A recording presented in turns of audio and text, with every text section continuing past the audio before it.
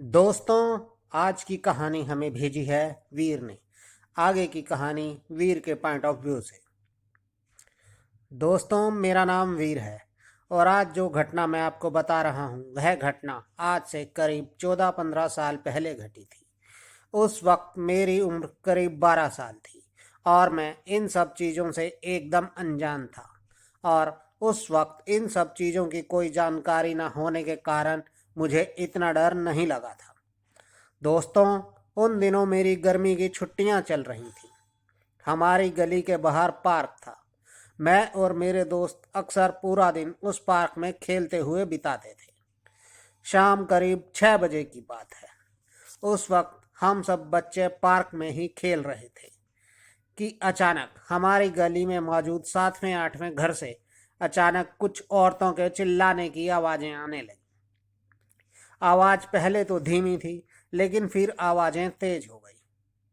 आवाज़ में खौफ और डर साफ महसूस हो रहा था। मैं और मेरा एक दोस्त उस घर की तरफ जाने लगे और तब तक आसपास के घरों से निकलकर कई लोग उस घर के पास इकट्ठे हो गए थे, जिससे हमें पता चल गया कि वह आवाज़ें किस घर से आ रही हैं। मैं अपने दोस्त के साथ उस घर के पास पहुंचा तो उस घर से चिल्लाने की आवाज़ें अभी भी आ रही थीं, जिन्हें सुनकर मुझे भी थोड़ी घबराहट हो रही थी। मैं उस वक्त यह सोच रहा था कि अंदर कहीं कोई हादसा तो नहीं हो गया। दोस्तों, जहां कुछ लोग घर के अंदर जा रहे थे, वहीं कुछ लोग घर से बाहर भी आ रहे थे और उन लोगों के चेहरे पर दहशत साफ दिखाई दे रही थी। मैंने हिम्मत कर कर उनके घर के अंदर झांका तो देखा तो पाया अंदर एक लड़की, जिसके बाल खुले हुए थे और हालत किसी पागल की तरह हो रखी थी। वह अपने सर को इधर उधर घुमाते हुए जोर जोर से चिल्ला रही थी। दोस्तों, उस वक्त मेरी उम्र के हिसाब से आप इतना अंदाज़ा ज़रूर लगा सकते हैं कि उस उम्र का बच्चा सामने जो हो रहा हो उस घटना को देखकर क्या अंदाज़ा लगाता। और कहते हैं ना कि घर की बात जितना घर के अंदर रहे उतना अच्छा है। अगर एक बार बात बाहर निकल जाए तो कहानियां बनते देर नहीं लगती। खैर, उस वक्त उस लड़की को उस हालत में देख मैं मन ही मन हंस रहा था कि वहां मौजूद उस घर के लोगों में से एक आदमी अचानक उस लड़की के सामने नाचने लगा। मैंने वहां मौजूद लोगों से सुना, वह कह रहे थे उस आदमी में देवता आ गए हैं और अब वह देवता उस लड़की को शांत करा देंगे। दोस्तों, यहाँ मैं आपको बता दूं, उस आदमी का उस लड़की के सामने इस तरह नाचना यह अक्सर उत्तराखंड में होता है। खैर, मन ही मन हंसता हुआ मैं वहां से हट गया और मेरा डर भी खत्म हो चुका था। पर मुझे नहीं पता था कि वो क्या था। लेकिन उसके बाद जो हुआ आप उस पर विश्वास नहीं करेंगे। पर जैसा हुआ था मैं ठीक वैसा ही आपको बताऊंगा। बस आप कहानी पर अपना ध्यान बनाए रखें। और फिर घर आने के बाद मैंने अपनी माँ को सब कुछ बताया तो माँ ने मुझे डांट दिया। कहा कि तू वहाँ क्यों गया था। मैं चुपचाप अपने कमरे में चला गया। दोस्तों, जब हम छोटे होते हैं तो घर वाले हमारे सामने तो एक बात नहीं करते और हमारे दूसरे कमरे में होने पर या हमारे सो जाने के बाद ऐसी बातों पर चर्चा करते हैं। वह सोचते हैं हम सो रहे हैं, पर हमारा ध्यान उनकी बातों पर ही होता है। और फिर उसी रात मम्मी पापा को बता रही थी कि उस लड़की के शरीर पर किसी लड़के की आत्मा ने कब्जा कर लिया है और वह कह रहा है कि वह उस लड़की को अपने साथ ले जाएगा। यह बात सुनकर मुझे डर तो लगा, पर मन ही मन यह जानने की उत्सुकता भी थी कि अब आगे क्या होगा। और मैं अक्सर उनके घर के आगे से गुजरते हुए उनके घर में झांकता कि कहीं कुछ हो रहा है या नहीं। एक हफ्ते तक कुछ नहीं हुआ और फिर एक दिन मैंने देखा कि कुछ लोग उनके घर में जा रहे थे। मैं भी भागकर उनके घर में चला गया। और दोस्तों, फिर जो मैंने देखा वह देखकर मेरे दोनों पैर कांपने लगे। मैंने देखा वह लड़की एक कोने में बैठी हुई थी, एकदम डरी हुई और घबराई हुई। और उसके चारों तरफ उस कमरे में करीब 10-11 लोग बैठे थे। और बीच बीच में वह लड़की कह रही थी, वह आ रहा है, वह आ गया, उसने सफ़ेद कलर का कुर्ता पहना है, वह आ गया। और सब लोग इधर उधर देखने लगे। और वह लड़की यह बोलते बोलते बेहोश हो गई कि वह आ गया है। उस कमरे में एक पंडित जी भी थे। उन्होंने उस लड़की से पूछा कि बता तू कौन है।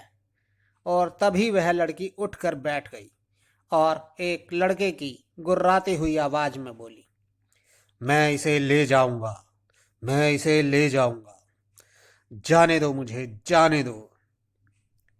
इसके बाद मैं वहां 1 मिनट नहीं रुका और डर के मारे घर आ गया। दोस्तों, यह सब देखने के बाद मैं काफ़ी डर गया था और मुझे यह लगता था कि वह आत्मा एक एक कर कर अब सबके घर में जाएगी। और मैं रोज रात को मम्मी का हाथ पकड़कर सोने लगा। 2-3 महीने बीत गए और मुझे कुछ बातें सुनाई दी, क्योंकि मैंने तो उस घर के सामने से गुजरना भी बंद कर दिया था। मुझे उनके किसी रिश्तेदार के लड़के ने, जो मेरा दोस्त था, बताया कि एक बार वह लड़की वॉशरूम गई और काफ़ी देर तक दरवाज़ा न खुलने पर जब दरवाज़ा तोड़ा गया तो वह अंदर बेहोश पड़ी थी। और जब उसे उठाकर अंदर लाया गया तो होश में आते ही वह उठकर बाहर की ओर भागी।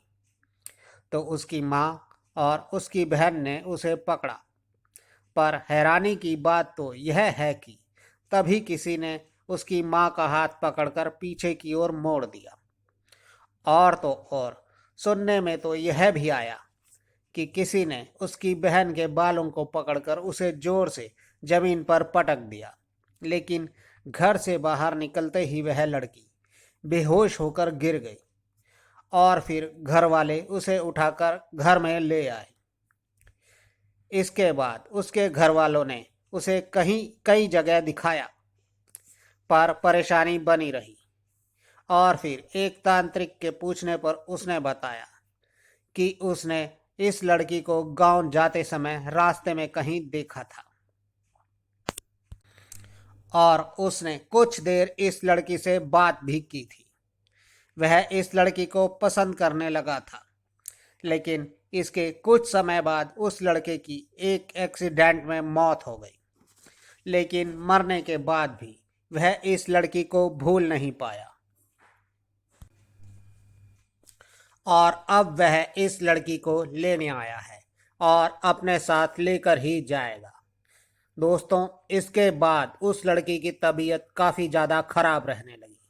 पर कहते हैं ना, मुद्दई लाख बुरा चाहे तो क्या होता है, वही होता है जो मंजूर खुदा होता है। एक दिन उस लड़की की हालत काफ़ी ज़्यादा खराब थी और जोर से चिल्ला रही थी कि तभी एक साधु बाबा गली में आए। उन्होंने उस लड़की की यह हालत देखी तो अपने झोले में से भभूत निकालकर उन्होंने उस लड़की के माथे पर लगाई। माथे पर भभूत लगाते ही वह लड़की एकदम होश में आ गई। फिर उस बाबा ने कुछ भभूत निकालकर उस लड़की की माँ को दी और कहा कि वह 41 दिन तक रोज इस भभूत को उस लड़की के माथे पर लगाएं, तो इस लड़की को उस लड़के के प्रेत से हमेशा के लिए मुक्ति मिल जाएगी। और दोस्तों, यकीन मानिए, महीने भर में ही वह लड़की एकदम ठीक हो गई और फिर 2 साल बाद उस लड़की की शादी भी कर दी गई। और उस दिन से लेकर आज तक उस लड़की को फिर कभी उस लड़के की आत्मा ने तंग नहीं किया। आज वह लड़की अपने परिवार के साथ एक सुखी जीवन व्यतीत कर रही है। दोस्तों, आपको हमारी ये कहानी कैसी लगी, कृपया कमेंट्स बॉक्स में ज़रूर बताएं।